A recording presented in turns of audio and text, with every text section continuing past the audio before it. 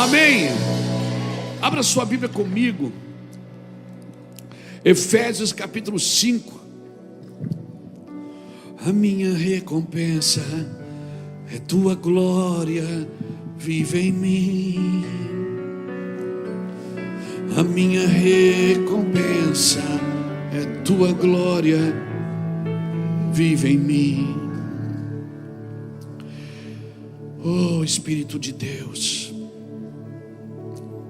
obrigado, Senhor. Efésios capítulo 5, versículo 1. Glória a Deus, seja muito bem-vindo. Você que está pela primeira vez, você está na terceira reunião de hoje. Tivemos uma 9 da manhã, umas 17 horas, e essa agora às 19h30. Amanhã é a primeira segunda do mês, não é? Então amanhã tem ceia, gente. A nossa ceia é numa segunda-feira também. Tem domingo de manhã, já teve hoje pela manhã, e na segunda-feira à noite. É uma segunda de primeira. Amém? Amanhã 20 horas, ceia aqui. Nós vamos estar juntos. Vem para cá. Se estiver passeando aí na cidade, vem conhecer. Amém? Vem para cá. Você que é membro, nem precisa convidar, né? Você já está aqui. Vamos lá. Efésios 5, versículo 1 diz assim: sede, pois, imitadores de Deus como filhos amados, e andai em amor, como também Cristo nos amou e se entregou a si mesmo por nós, como oferta e sacrifício a Deus em aroma suave. Mas a impudicícia, é isso? Impudicícia e toda sorte de impurezas ou cobiça nem sequer se nomeiam entre vós, como convém aos santos. Nem conversação torpes, nem palavras vãs ou chocarrices, coisas essas inconvenientes. Antes, pelo contrário, ações de graças. Sabeis, pois, isto: nenhum incontinente ou impuro ou avarento que é idólatra tem herança no reino de Cristo e de Deus. Ninguém vos engane com palavras vãs, porque por essas coisas vem a ira de Deus sobre os filhos da desobediência. Portanto, não sejais participantes com eles, pois outrora éreis trevas, porém agora sois luz no Senhor. Andai como filhos da luz, porque o fruto da luz consiste em toda bondade e justiça e verdade, provando sempre o que é agradável ao Senhor. E não sejais cúmplices nas obras infrutíferas das trevas. E não, isso aqui é forte, hein, gente? E não sejais cúmplices das obras infrutíferas das trevas, antes, porém, reprovai-as. Porque o que eles fazem oculto, o só referir é vergonhoso. Mas todas as coisas, quando reprovadas pela luz, se tornam manifestas, porque tudo que se manifesta é luz. Pelo que diz: desperta, ó tu que dormes, levanta-te entre os mortos, e Cristo te iluminará. Portanto, vede prudentemente como andais. Não como nécios, e sim como sábios, remindo o tempo, porque os dias são maus. Por esta razão não vos torneis insensatos, mas procurai compreender qual a vontade do Senhor, e não vos embriagueis com o vinho, no qual há dissolução, mas enchei-vos do Espírito, falando entre vós com salmos, entoando e louvando de coração ao Senhor com hinos e cânticos espirituais, dando sempre graças por tudo a nosso Deus e Pai, em nome de nosso Senhor Jesus Cristo, sujeitando-vos uns aos outros no temor de Cristo. Aleluia. Dá glória a Deus aí, irmão, por essa palavra. Não precisava nem pregar depois de uma instrução dessa. Amém, irmãos? Depois de uma instrução dessa. Agora é claro, o camarada não pode pegar uma instrução dessa e levar para um outro extremo. Na Bíblia, irmão, todo extremo é perigoso. Na realidade, na vida todo extremo é perigoso. Obrigado, Jesus, pela tua palavra. Eu acredito que há uma simetria para que a gente encontre esse lugar no Senhor. E eu acredito também que o Senhor valoriza o relacionamento e o companheirismo. Então tem muita coisa que você não vai fazer ou deixar de fazer porque você leu. E porque você leu, você achou que é assim, vai fazer e vai executar. Não, eu acho que o relacionamento e o companheirismo com Jesus vai trazendo vida para aquilo que a gente está vivendo. O Senhor vai deixando as coisas claras para a gente. Para mim, esse é o fluxo da graça de Deus. E quando nós andamos nessa consciência, esse fluxo da graça de Deus, ele aumenta em nosso meio. E quando esse fluxo da graça de Deus aumenta em nosso meio, até as nossas petições, elas já começam a ser de acordo com a vontade de Deus. A gente já não pede mais por pedir, né? A gente já não vai para a oração com uma lista de compras na mão. A gente já pede segundo o coração do Senhor. E a Bíblia fala isso, né? Seja então suas petições conhecidas diante de Deus. E essa palavra aqui, ela é uma palavra que tem pesado muito no meu coração esses dias. Vede prudentemente como andais, não como necios, mas como sábios, remindo o tempo, porque os dias são maus. Remindo o tempo, porque os dias são maus. Andar como sábio, não como tolo. Qual é a diferença de um sábio e de um tolo? O Senhor está dizendo para a gente andar como sábio, remindo o tempo, porque os dias são maus. A diferença de um sábio e de um tolo está naquilo que ele faz com o seu tempo. Porque se é para mim remir o tempo, eu tenho que gastar tempo com aquilo que vai me deixar sábio. E o princípio da sabedoria, o que é? Qual é o princípio da sabedoria? É o temor do Senhor, irmãos. Por isso que tem gente que aprende, mas nunca chega ao conhecimento. Por quê? Porque não adianta eu aprender sem temor. Eu preciso temer a Deus corretamente para poder amá-lo completamente. E se eu amo completamente, então eu também vou aprender a temer corretamente. Amor e temor caminham juntos, porque não é um convite para ter medo, é um convite para temer. Não é para ter medo, porque no amor não há medo. Temer é tratar com reverência aquilo que é santo, que é sagrado. É reverenciar, é fazer uma separação entre o santo e o profano. Se tu separares, Jeremias fala isso no capítulo 15, se eu não me engano, está na Bíblia, dos crentes. Se tu separar o precioso do vil, serás o meu porta-voz. Imagina, se tu separar o precioso do vil, serás o meu porta-voz.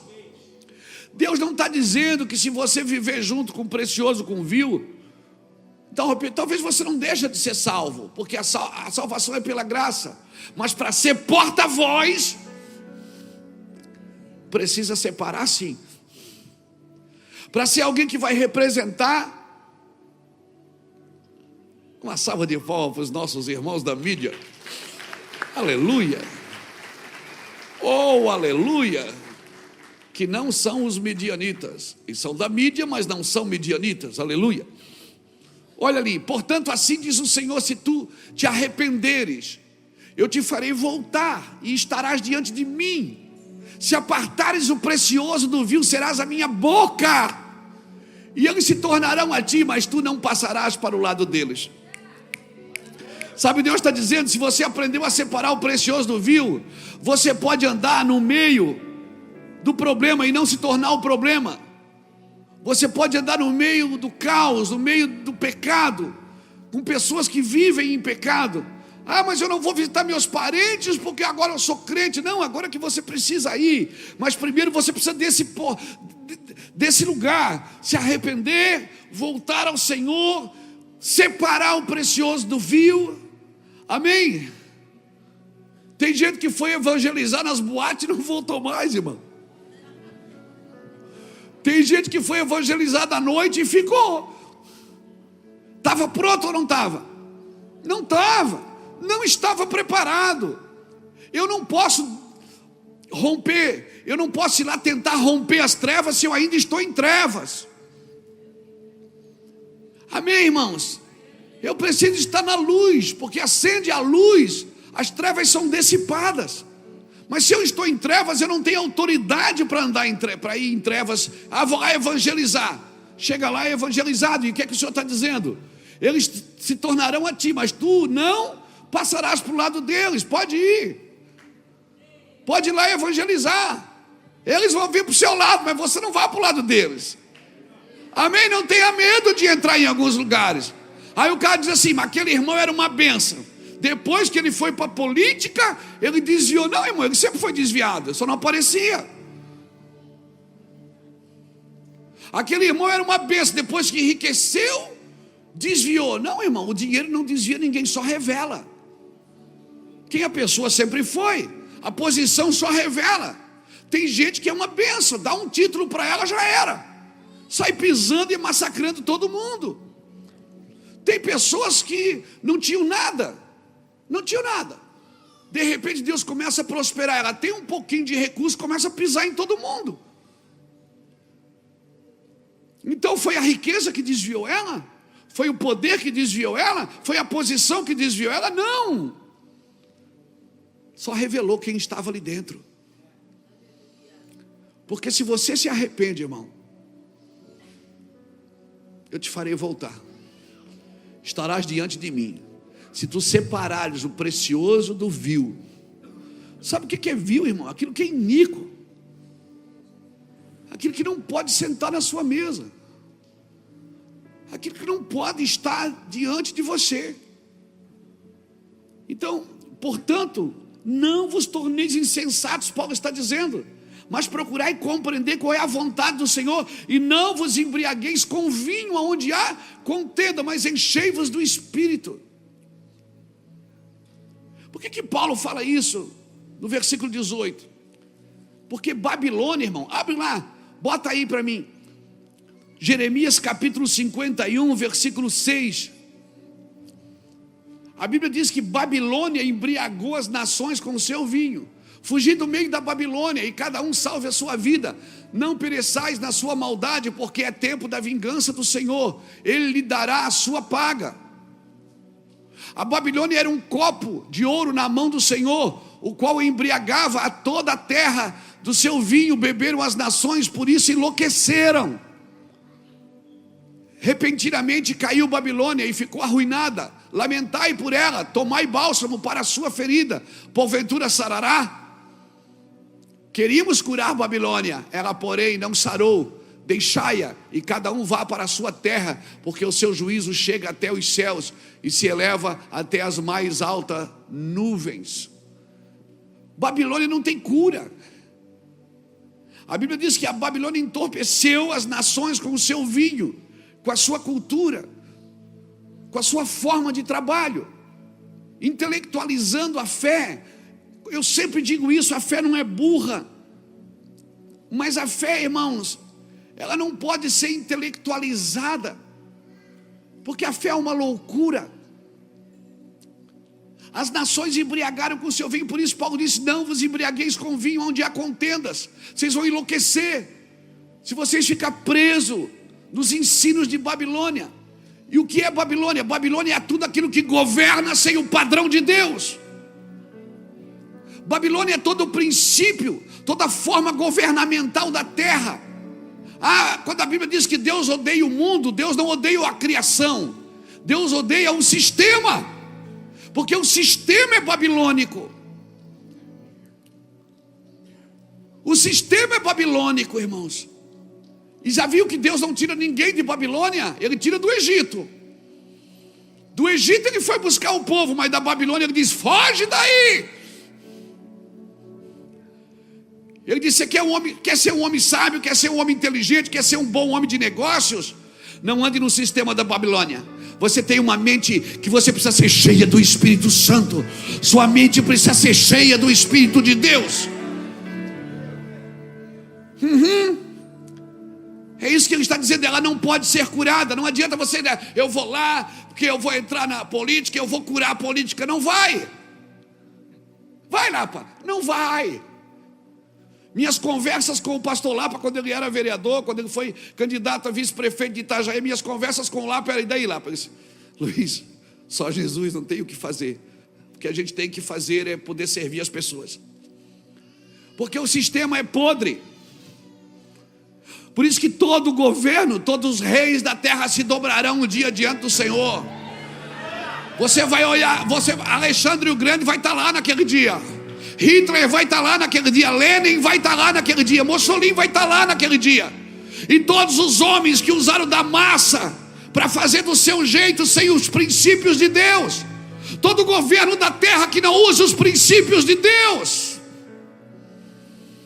é babilônico. E não tente curar a Babilônia. O Senhor diz: tira a tua cabeça daí, tira a tua mente daí. Mas eu tenho que ir lá, tem que ir lá. Tem que ir lá, tem que ir lá. Vai lá. Despeja o espírito que você carrega. Ensina as pessoas que você carrega. Eu quero declarar que Deus vai levantar homens e mulheres que vão lá na Babilônia. Mas como é que faz, pastor? Se o Senhor diz que é para... Deus está mandando fugir. Agora, se você volta no capítulo 50.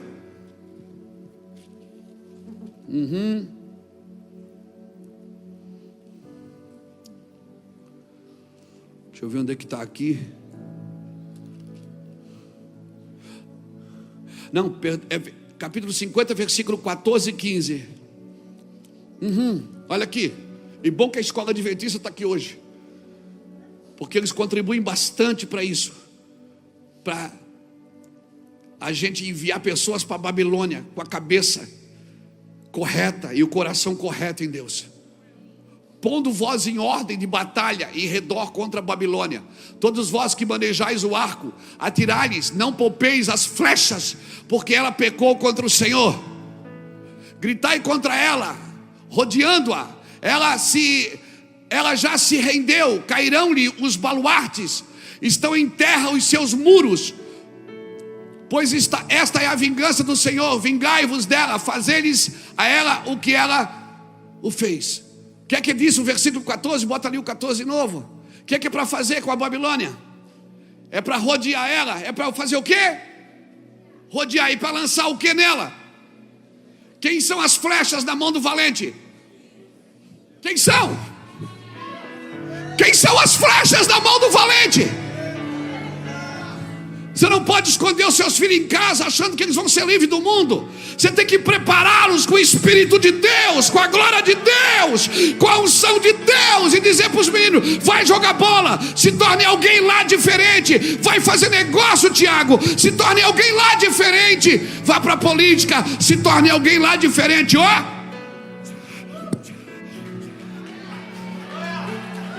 Eu quero declarar uma geração de filhos ungidos, curados, abençoados. Eu estou profetizando. Como é que faz com Babilônia? Lança as flechas, rodeia ela e lança as flechas. Não adianta querer segurar os meninos na igreja. Vem cá, está na igreja. Não, você tem que preparar eles na igreja para enviá-los para a educação, para a política, para o esporte, para os negócios, para os business. Isso, nós queremos declarar, sim, que os maiores empresários do mundo se tornarão empresários. Os maiores do mundo são aqueles que foram preparados pelo Espírito de Deus, que não se embriagaram com Babilônia. Só pode ser lançado em Babilônia aqueles que não se embriagam em Babilônia, aqueles que são cheios do Espírito de Deus. Deus não precisa de você sem o Espírito Santo. Deus até te ama, mas sem o Espírito Santo Ele não precisa de você.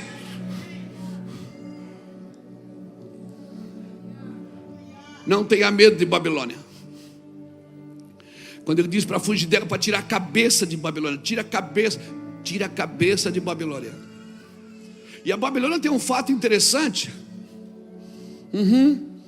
Tem um fato interessantíssimo em Babilônia.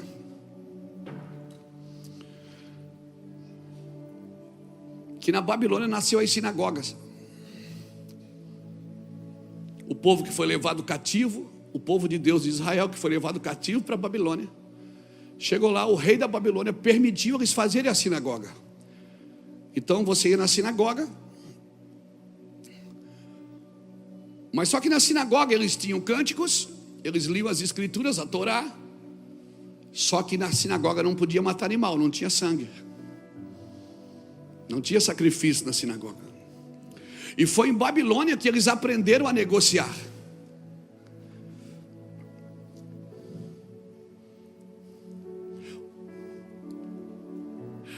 Foi em Babilônia que eles aprenderam a negociar. Então o que é que a Babilônia ensinou para o povo de Deus? Ensinou a negociar. Eles aprenderam a negociar, mas desaprenderam a sacrificar.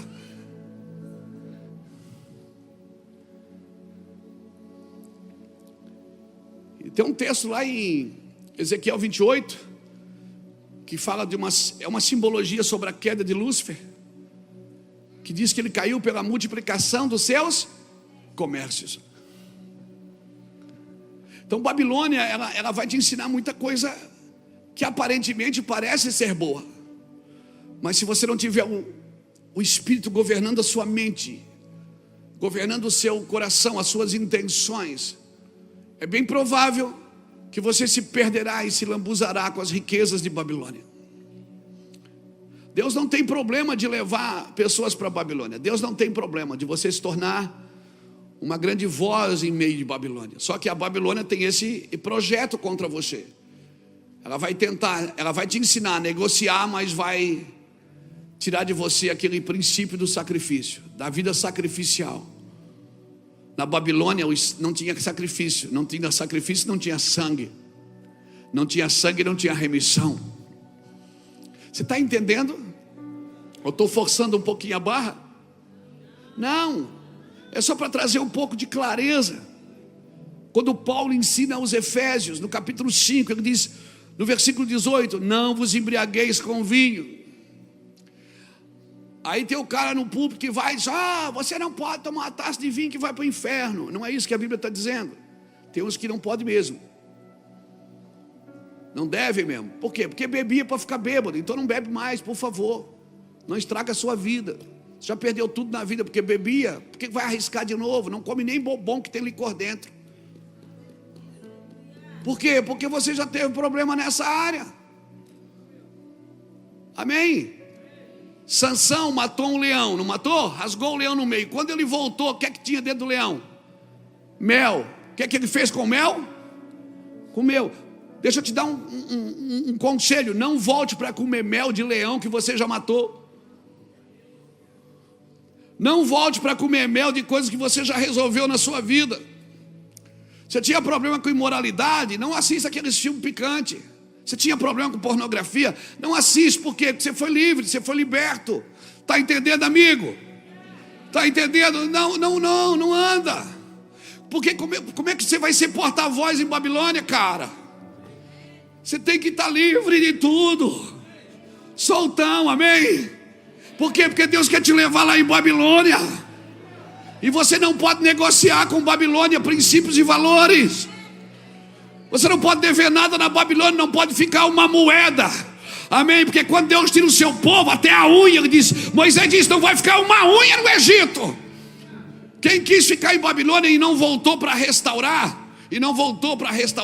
Jerusalém, vai ficar em Babilônia. Agora aprenda uma coisa, quem é que restaura Jerusalém? Quem é que restaura o lugar da promessa? Quem é que restaura o templo do Senhor? É os cativos que saem de Babilônia. Por isso que nós temos que lançar flechas em Babilônia, porque tem muitos cativos em Babilônia que nunca vão entrar numa igreja. Então a igreja precisa lançar suas flechas em Babilônia, pegar esses caras de lá, tirar essas pessoas de lá e trazer, dizer, eu vou te levar para um lugar que é muito melhor do que isso que você está vivendo. Amém? Agora como nós vamos entrar em Babilônia se nós não estamos puros de coração, limpos de mão e puros de coração? Quem subirá ao seu monte? Quem permanecerá no seu santo lugar? Oh meu Deus, alguém está me entendendo aqui? Então diz, eu estou compreendendo, pastor, eu estou compreendendo, a minha mente está abrindo, as correntes da minha ignorância estão caindo. Eu quero declarar em nome do Senhor Jesus que hoje muitas correntes da ignorância vão cair. Você vai se tornar um grande homem de negócio, fazendo do jeito de Deus. Você vai se tornar um grande vendedor fazendo do jeito de Deus. Você vai se tornar um grande atleta fazendo do jeito de Deus.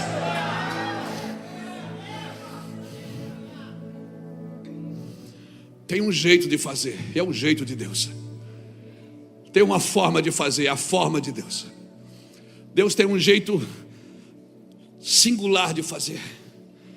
Pastor, mas não tem mais jeito. Tem jeito. Enquanto estiver raiz, tem renovo.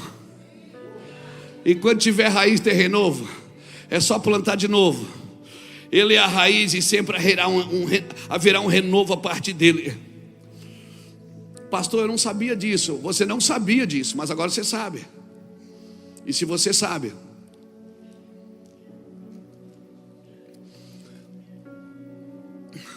há muito mais condenação para quem já sabe, irmão. Deus não vai cobrar nada. Jesus não espera nada de quem não entendeu. Jesus não espera nada de quem não entendeu. Eu vou repetir: Jesus não espera nada de quem não entendeu. Mas você que já entendeu, olha o que diz Mateus capítulo 13, versículo 10. Olha o versículo 10 ao 17. Eu acho que é 10 a 17. Bota aí para mim para ver. Então se aproximaram os discípulos e lhe perguntaram: por que lhe falas por parábolas? Ao que respondeu: porque a vós outros é dado a conhecer os mistérios do reino dos céus, mas àqueles não lhe é isso concedido.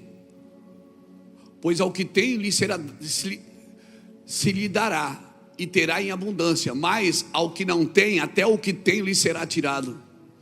Por isso lhes falo por parábolas, porque vendo não veem, e ouvindo não ouvem, e nem entendem. E de sorte que neles se cumpre a profecia de Isaías: ouviram com os seus ouvidos, e de nenhum modo entendereis; vereis com os seus olhos, e de nenhum modo percebereis. Porque o coração deste povo está endurecido de mau grado. Ouviram com os seus ouvidos e fecharam os olhos, para não suceder que vejam com os olhos, ouçam com os ouvidos, entendam com o coração, e se convertam e sejam por mim curados. Bem-aventurados, porém, os vossos olhos, porque veem, e os vossos ouvidos, porque ouvem. Pois em verdade vos digo que muitos profetas e justos desejaram ver o que vedes, e não viram, e ouvir o que ouvides, e não ouviram. Jesus falava por parábolas. Quantas palavras tem no Evangelho de Lucas? Quantas parábolas tem em Mateus? E depois, quando ele chegava em casa, os discípulos questionavam, diziam assim: mestre, por que o senhor fala por eles com parábolas? Por que o senhor fala assim? Parece que... E o senhor disse: não, eu falo para que eles não entendam. Como que é? Eu estou pregando para eles não entender. Por quê? Porque se eles entenderem, eles vão se converter, e eles vão ser por mim curados. E ninguém podia se converter antes da cruz. Porque quem se converte sem cruz, se converte ao benefício do Evangelho, e não ao propósito do Evangelho. Por isso que em muitos lugares o Evangelho é apresentado somente o benefício dele, e não o valor e o preço dele. Jesus está dizendo: eu prego para que eles não entendam. Mas quando acontecer o que eu disse, aí eles vão entender. Noé foi chamado de louco por 100 anos, porque estava construindo um barco, esperando uma chuva, de uma inundação. E eu fico imaginando quantas pessoas passaram por aquele velho louco e disseram: esse velho é maluco. Falaram para os filhos: cuidado com esse velho, que ele é doido, ele está construindo um navio, um barco. Até quando choveu. É aquela metáfora da borboleta, da lagarta. Quando a lagarta disse na floresta que ia voar, todos os animais riram, menos as borboletas.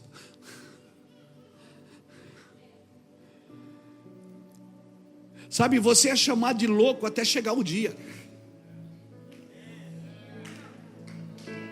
Esse é o problema de muita gente. Porque para guardar a sua reputação, ele vai dando jeitinho no Evangelho, Saulo, para que as pessoas não tenham ele como desequilibrado, como um pastor louco, Mas enquanto você não for tido como louco, você não entendeu o que é o reino de Deus. Porque o evangelho é loucura para vós outros, mas não para aqueles que entendem que é o evangelho. Por isso que muitos pedem sinais, outros querem uma explicação melhor.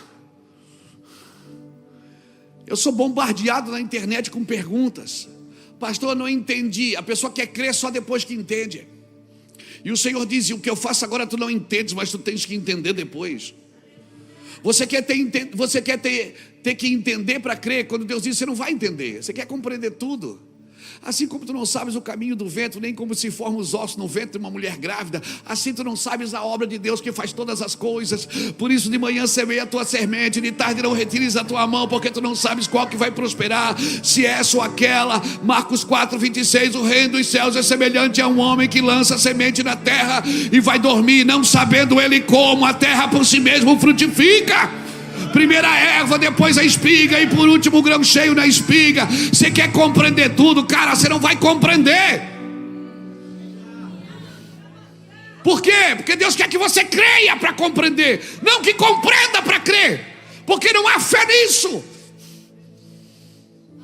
Não há fé em quem compreende primeiro.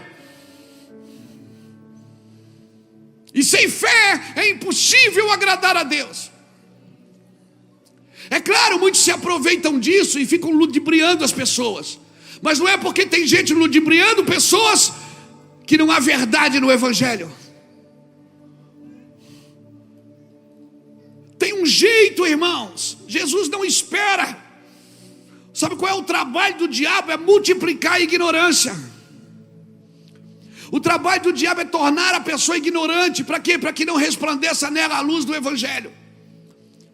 Jesus deixou claro, ele disse: com eles eu falo por parábolas, para que eles não se convertam, mas com vocês não. Ele estava dizendo assim: eles estão de fora, vocês estão dentro. O que os outros dizem de mim, dizem isso e aquilo, e vocês? Porque o que importa é o que você que já aceitou Jesus, já foi batizado, já nasceu de novo, o que é que você crê do evangelho? O importante é que você creia e você viva. Alguém me pergunta: pastor, se eu tenho alguma crise? Tem uma a cada 10 minutos, irmão. Mas não crise de identidade, não. Não crise de crença, não crise de fé.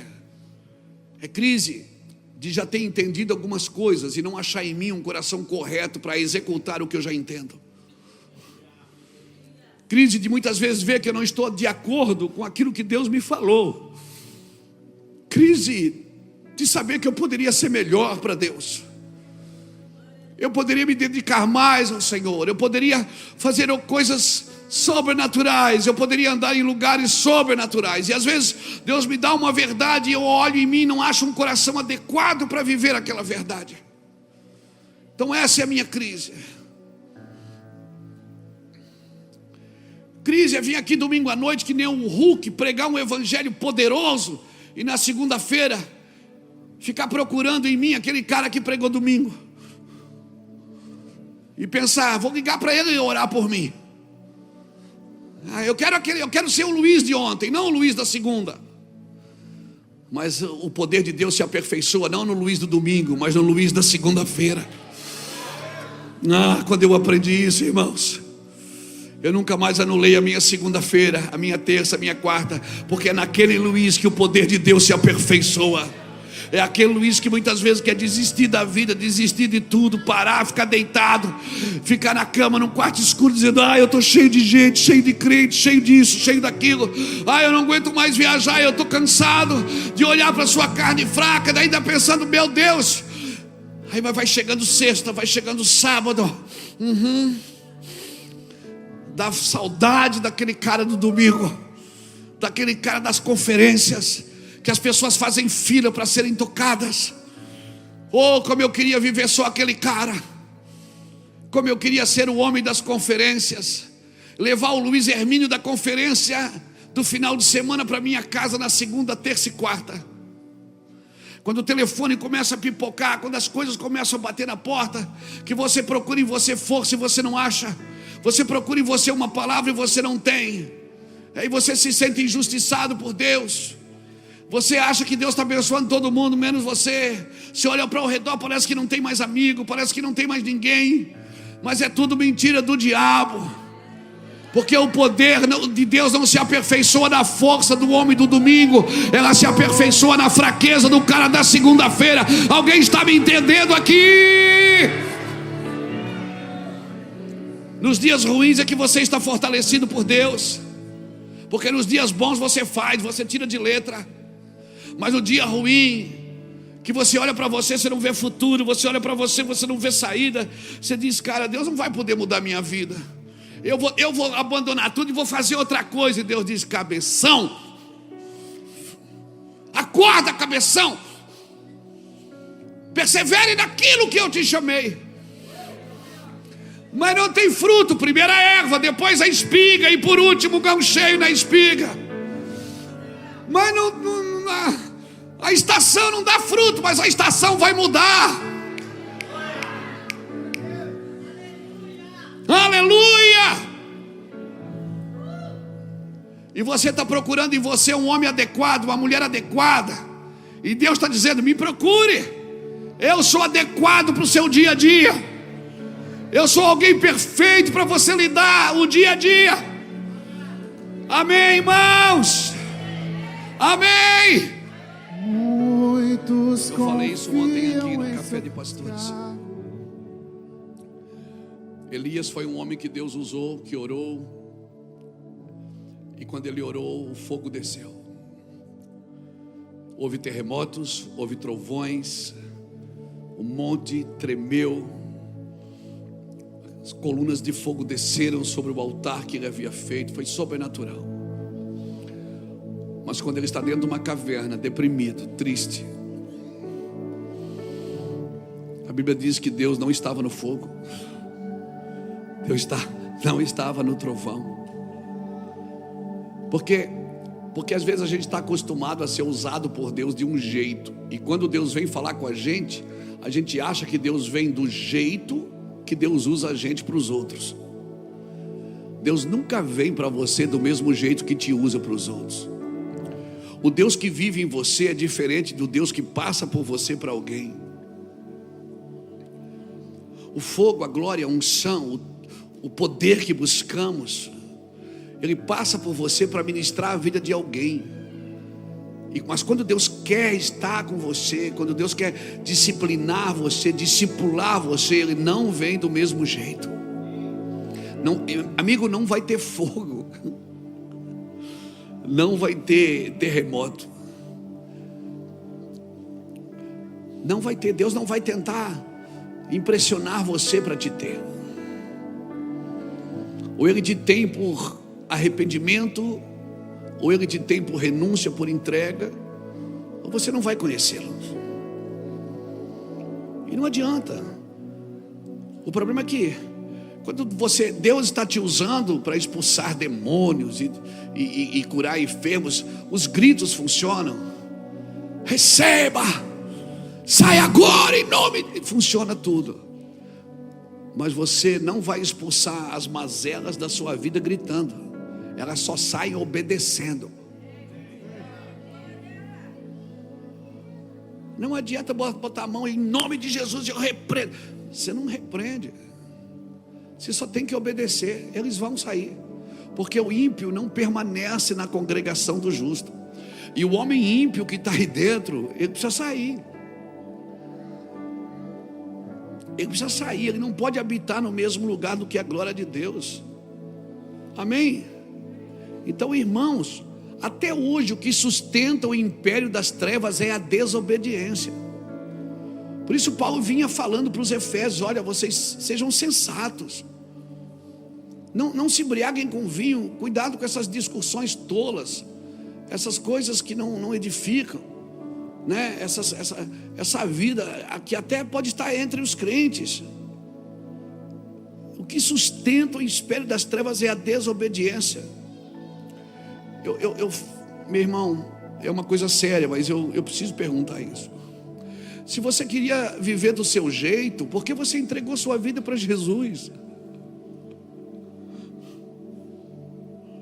Se você queria viver do seu jeito, curtir a vida adoidado, fazer do seu jeito, viver uma vida sexual impura, se você queria viver fazendo negócios ilícitos, por que você veio para Jesus? Porque com Jesus não vai conseguir fazer isso.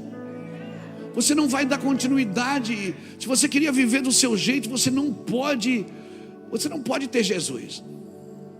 Não, mas Jesus me ama. Isso é verdade, Ele te ama. Aqui o erro aqui é que você não o ama o suficiente para abandonar as coisas. A questão é que você não ama o suficiente para largar a imoralidade. É que você não o ama o suficiente para dizer não. Não me olhe assim. É verdade, eu estou falando com você o que Deus falou para mim há anos atrás. E vem falando constantemente. Você me ama o suficiente para deixar isso? Você me ama o suficiente para viver dignamente comigo? Você me ama o suficiente para não manipular pessoas, não controlar a vida delas? Você me ama o suficiente para não fazer mal para os outros? Você me ama o suficiente para viver um evangelho de verdade? Você me ama o suficiente, Luiz? Ou você só quer ser usado por mim e tirar algumas fotos no final do culto?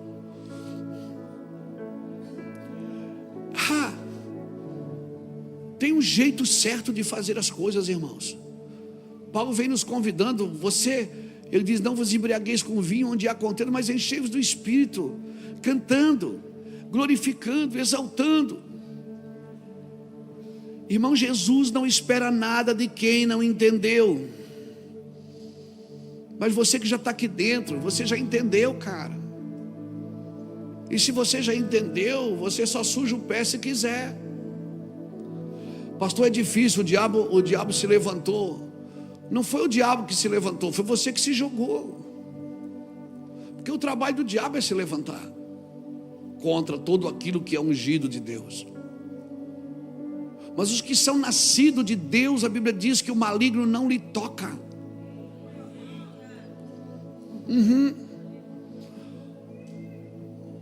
Os que são nascidos de Deus, o maligno não lhe toca. Você está dentro. Eu não vou falar com você por parábolas. É isso que Jesus está dizendo. Eu não vou falar com você por parábolas. Por quê? Porque você está dentro.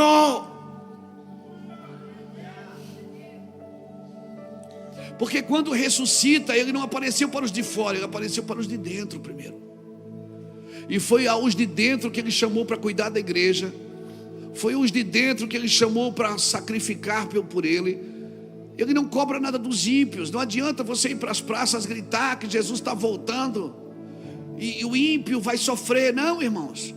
Eu acredito que quem sofrerá são os crentes irresponsáveis.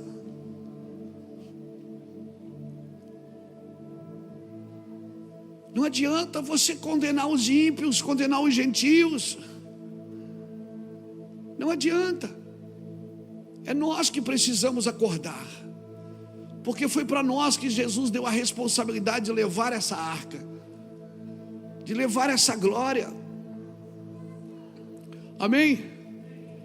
Eu falo para os meninos, eu falo para as meninas. Tem gente que dá tudo certo na vida dele. O cara fez tudo errado, é zoeira. Mas a vida dele sempre foi assim. Mas você não, você foi criado num lugar em Deus. Foi criado num lugar em Deus. Você já viu? Não é porque os meninos do futebol estão aqui, não, mas eu vou falar uma coisa. Tem menino do futebol que foi criado na zoeira, na droga, na festa. Aí no caminho ele se converte. Ele está lá lutando para viver uma vida cristã com Cristo. De vez em quando sai um palavrão da boca dele. De vez em quando sai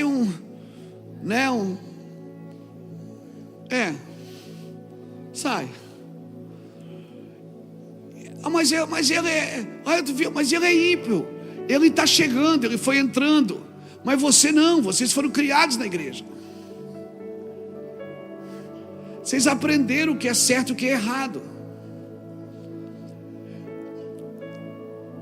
Então você vai ver muita gente grande no esporte, por exemplo, que era para estar lá no alto, no auge, e se perdeu no caminho. Por quê? Porque servia a Deus e se perdeu no caminho. Para esse há mais juízo do que aquele que não servia a Deus e se converteu no caminho. Você está me entendendo? Por quê? Porque aquele não tinha fundamento, esse aqui já tinha.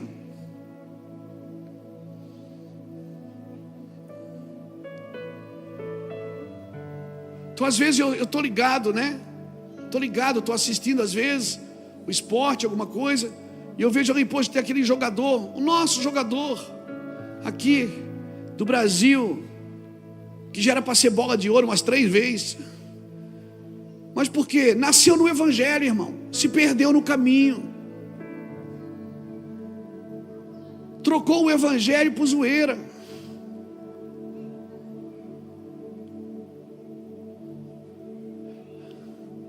Mas aquele lá que deu tudo errado e agora está dando certo, por quê? Porque ele começou errado e terminou bem. Porque para Deus não importa começar bem, é terminar bem. Porque quando Deus criava, Ele dizia no final do dia, e viu Deus que era bom. Quando que Ele falou? No final ou no começo? Quando é que Ele vai falar para você, servo bom e fiel? É no começo da sua vida e no final dela. Por que que o jovem rico chamou Jesus? Disse, bom mestre. Ele disse, por que tu me chamas de bom? Só um é bom. Jesus não se permitiu chamar de bom. Por quê? Porque Jesus ainda não tinha chego na cruz. Ele ainda não tinha gritado, está consumado. E para Deus só é bom que termina bem. E por que ele diz, só um é bom? Porque só Deus terminou. Ele faz o fim desde o começo. Ele é a alfa e o ômega. Mas Jesus ainda não tinha chego no fim. Por isso ele não disse, eu sou bom também. Ele disse, só um é bom. Então sabe, não tem ninguém bom e ninguém ruim perto de você, até que termine. Nada é bom e nada é ruim até que chegue ao fim. Você vai ver na sua vida muita coisa boa ficar ruim, e você vai ver muita coisa ruim ficar boa. Então eu vou te falar. Por isso que a igreja é cheia de gente que era ruim. Se identificou, né? Lá na igreja, aqui na igreja só se encontram só os beozão. Era ruim, mas ficou bom no caminho. A maioria aqui é ex alguma coisa, irmão. É ou não é? É ou não é? Aí o cara diz, não, mas eu fui criado na igreja, ex-religioso.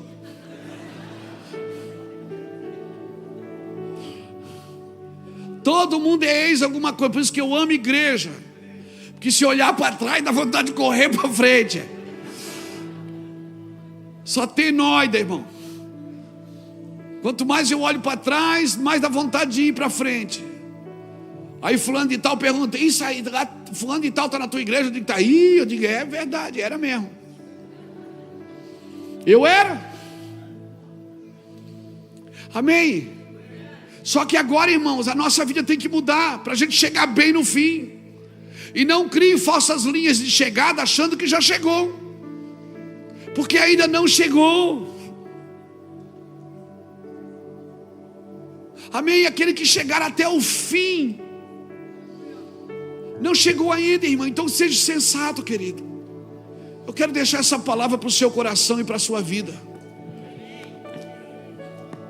Eu quero deixar essa palavra no seu espírito, para que eu e você sejamos ministrados por ela nessa semana.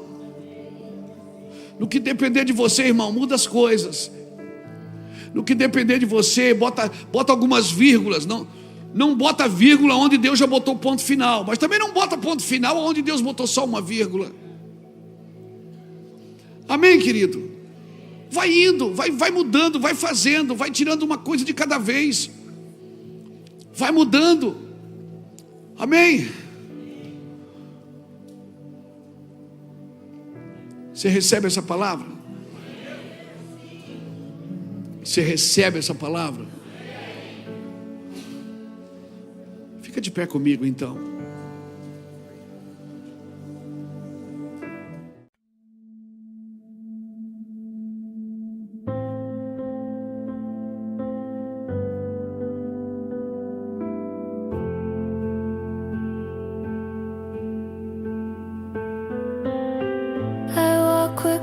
colors fade to gray.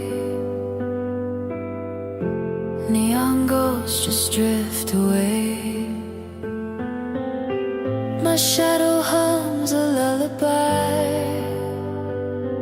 to dreams that never said goodbye.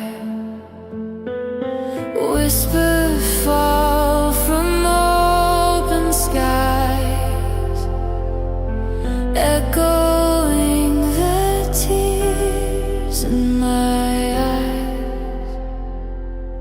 In the mirrors in the rain, I see your face, I hear my name. Every droplet paints the pain,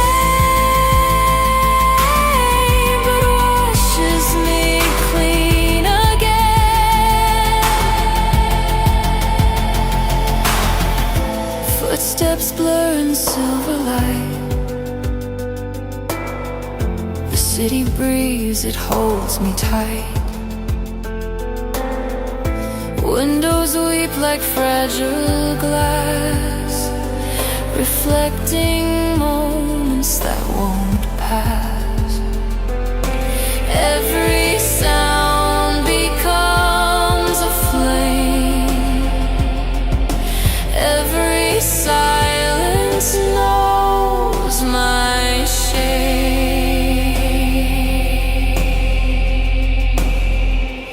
In the mirrors in the rain, I see your face, I hear my name. Every droplet paints the pain, but washes me clean again.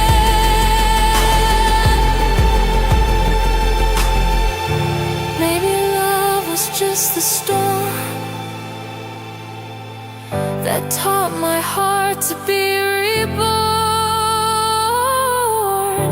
Maybe loss was just the way to learn.